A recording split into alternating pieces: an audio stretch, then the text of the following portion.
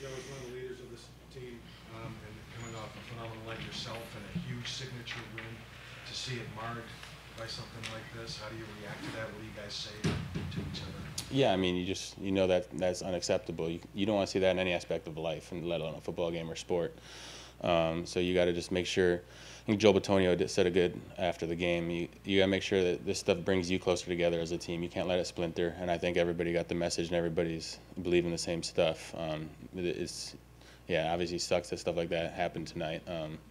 But I think we got to come out of it with a better mentality because of it. We got to learn from it. What were you thinking when you're seeing Myles, do that? I mean, my back was turned to initially, so I couldn't, and I was kind of 40 yards downfield, so I didn't see too much besides a huge scrum. And then obviously there's kicks and punches thrown and stuff. So it was obviously surprising, but I didn't see the start. I didn't see most of it, and it was kind of a big old scrum. So I didn't know how bad it was initially at that point. Did you feel there was tension throughout the game? I mean, you guys had another player ejected. You had 2 helmet-to-helmet hits, 2 players out.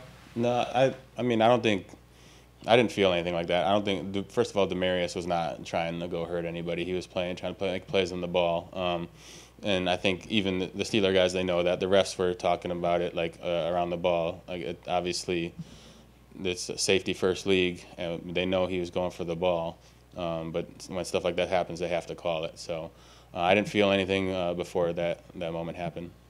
Does it surprise you at all, knowing Myles, that happened with him? Yeah, very surprising. I mean, Myles is like off the field in the locker room. He was even on the field for the majority of the time I've known him. He was a calm, centered guy. Obviously, it's an emotional game and people make mistakes, but yeah, it surprised me for Myles.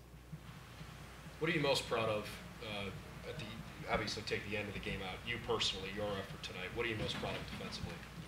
I mean, it was just proud of how the guys came together. We had a good game plan this week. Obviously, things happened in the game. We lost a bunch of people, unfortunately, in the secondary. But communication remained at the top. So everybody was communicating and getting everybody in the right spots, and I just happened to be in some good spots for the most of the game. So it was, I mean, it was obviously good to play well. It felt good. Baker was just in here and said the way the game ended, it feels like you guys lost.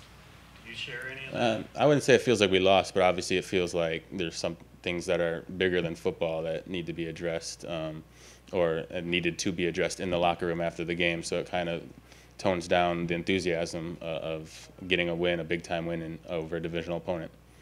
Baker said he knows a soap opera is coming. Are you prepared? I mean, there's going to be a lot of people who are going to criticize the entire team, not just the people involved. Are you prepared to handle that? Yeah, and I mean, I'm sure we're going to get questions about it for a long time, because especially we play them in 2 weeks, so it's going to be the topic of conversation over the next couple of weeks. But I think everybody, like what I said earlier, Joel after the game, after Freddie talked, had a good message. I think everybody's bought into that and heard it and agrees with what he said, and that's the kind of attitude we need to take going forward. Want to talk about your 2 picks? Yeah, I mean, we were actually in the same coverage both times. The first one, I think when Juju got hurt earlier in the game, they ran the same route. I was right there. I was on his back, and this time I was pretty in a similar position, but he threw the ball a little bit behind the receiver, and I was able to make a play on the ball. And then the second one, they had a crossing route coming under. I started to carry it because it was coming through my zone, but eventually I let it drop right to Mac, and I just dropped straight back, and he threw tried to throw the dig in right behind me, so I don't think he saw me, or I think he assumed I was going to keep going with the crossing route. Joe, what does the win mean for the team, and can it still mean that even though it was marred at the end? Oh yeah, I mean, it's 2-0 in the division. It's 2 wins in a row since Freddie's instilled the 1-0 playoff mentality that we have to have because of the way we started the season off. So, I mean, you just keep stacking blocks. We've taken steps in the right direction, winning the takeaway battle a couple weeks in a row. It's huge, leading to those wins. We just got to keep building on it.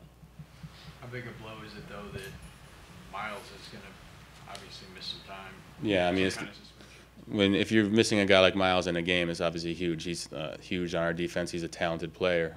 But we got guys who are going to step up and who are going to play well. And as long as everybody does their job and communicates and knows what we're going to do, the guys, you saw Chad Thomas out there getting sacks a couple weeks in a row now. Chris Smith, proven player in this league. So we got the guys who can step up and do it. So we just got to make sure that everybody's on the same page. Does Myles talk to you? I talked to him briefly after the game, just let him know that, I mean, it's inexcusable to do stuff like that, but I know the kind of guy he is. I have his back in life. People make mistakes, but you just got to move on from it, and you got to learn from it. Did he have any message? And he just said, "I appreciate you. I mean, we gotta go forward," and I think that's about all he said.